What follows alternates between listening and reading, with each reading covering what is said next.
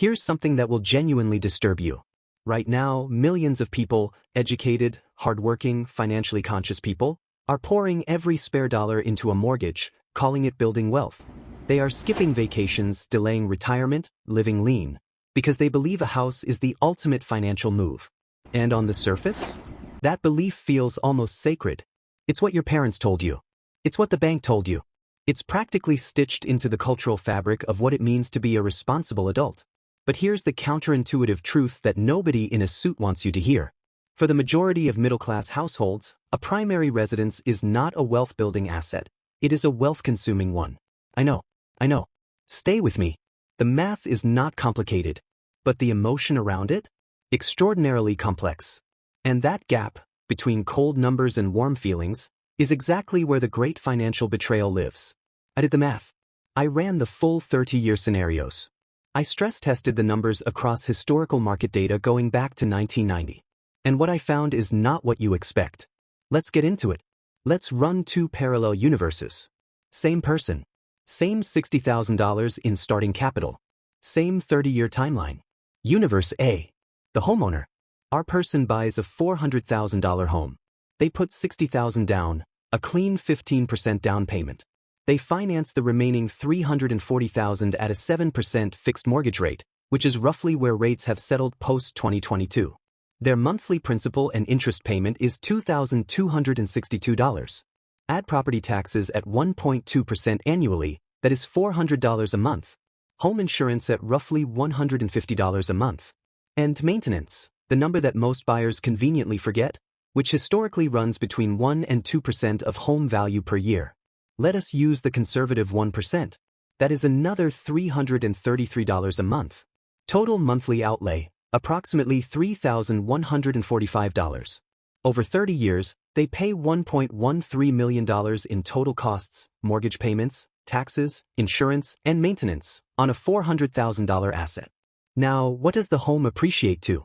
Using the Case-Shiller National Home Price Index, residential real estate has appreciated at an average of roughly 3.5 to 4% annually over the last 30 years when adjusted for inflation, in line with, and in many periods below, the rate of inflation itself. At 4% appreciation over 30 years, that $400,000 home becomes approximately $1.3 million. Subtract the $1.13 million they spent owning it, subtract the original equity, and their net equity gain is somewhere around $170,000 to $200,000 in real terms. After 30 years. That is the net worth reality of homeownership that no mortgage lender will put in their brochure. Now Universe B. The strategic investor. Same person. Same $60,000 lump sum, invested into a broad S&P 500 index fund. They rent a comparable home for, let us say, $2,200 a month, which in most mid-tier cities is realistic for the same property type. The difference between renting and the full homeownership cost is about $945 a month. They invest that difference every single month into the same index fund.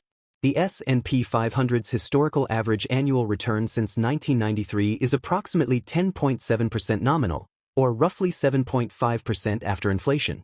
At 10% average annual return, slightly conservative, their $60,000 initial investment grows to $1,046,000 over 30 years. The additional $945 a month invested consistently compounds to another $1.9 million. Total portfolio, approximately $2.95 million. Versus the homeowner's net equity position of roughly $200,000 to $300,000 after all costs. We are talking about a $2.6 million gap in net worth, generated from the exact same income, the exact same starting capital, and the same 30-year window. That is the real math. And yet, the majority of financially literate people still choose Universe A. But this is where behavioral finance gets fascinating and, honestly, a little heartbreaking. The hidden drivers behind our obsession with homeownership have almost nothing to do with spreadsheets.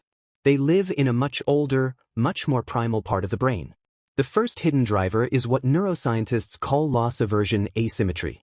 Research pioneered by Kahneman and Tversky found that the psychological pain of losing something, a home, a sense of permanence, a physical asset you can touch, is approximately twice as powerful as the pleasure of gaining the equivalent in financial value.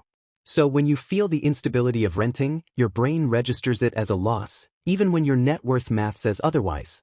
The second hidden driver is tangibility bias. The human brain is remarkably bad at valuing abstract wealth. A $2 million brokerage account feels less real than a house you can walk through, paint the walls of, and park your car in front of.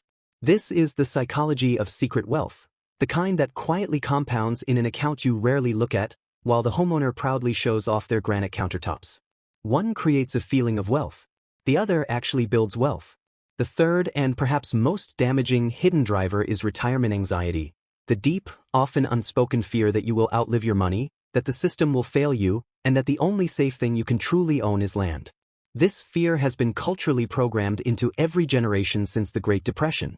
And it is costing millions of people millions of dollars. The math says stocks.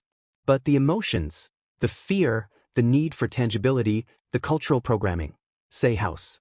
That tension is the engine of the great financial betrayal. Now here is what makes this even more complicated. This psychological trap hits differently depending on which generation you were born into.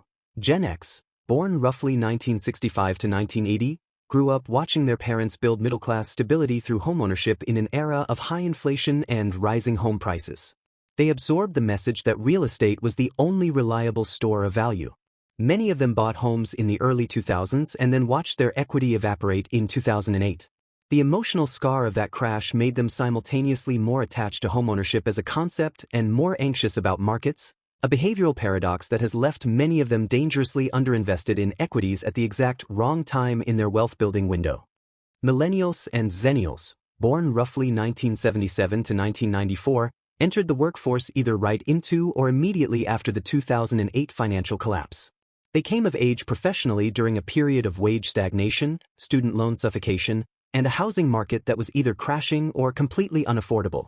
They are the poorest rich generation, highly educated, deeply aware, but structurally locked out of both the housing market and the long-term equity compounding that could have been their escape route. Many of them who did buy homes bought at peak valuations post-2020 at 6 to 7.5% mortgage rates, a mathematical albatross that will define their net worth trajectory for decades. Gen Z, born 1997 onward, are inheriting a housing market with a median home price-to-income ratio that is historically unprecedented. In major metro areas, a home now costs 10 to 13 times annual household income. For this generation, the homeownership myth is not just emotionally misleading, it is mathematically inaccessible. And ironically, that inaccessibility might be their greatest accidental advantage. If they stop chasing a milestone that does not pencil out and instead channel that capital into letting their money rest and grow inside low-cost index funds, they have the time horizon and the compound growth runway to become quietly, generationally wealthy. The generational lens reveals one brutal truth. The financial playbook we inherited was written for a world that no longer exists. So how do you actually escape this trap? It starts by separating two questions that our culture has fused into one. Question 1. Where do I want to live? That is a lifestyle question. It involves your community, your family, your sense of rootedness.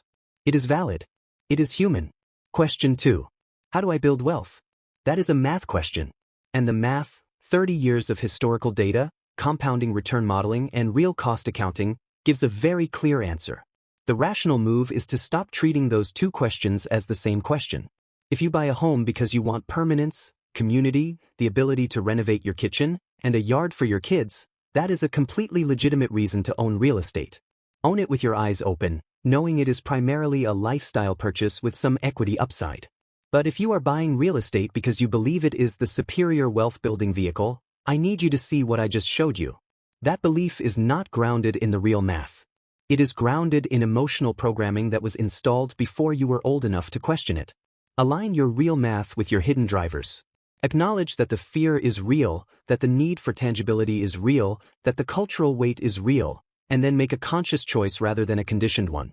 The psychology of secret wealth is not complicated. It is patient. It is boring. It is an index fund contribution that nobody posts on Instagram. It is letting your money rest and grow while the rest of the world chases status and square footage. You do not have to choose between a home and a wealthy future. But you do have to choose to see clearly which assets are working for you, which are working against you, and which are simply feeling like wealth while quietly draining it. I did the math so you do not have to. Now you have no excuse not to act on it. If this hit differently than what you expected, Share it with someone still living inside the myth. And if you want to go deeper into the behavioral side of all of this, the next video is already queued up for you. See you there.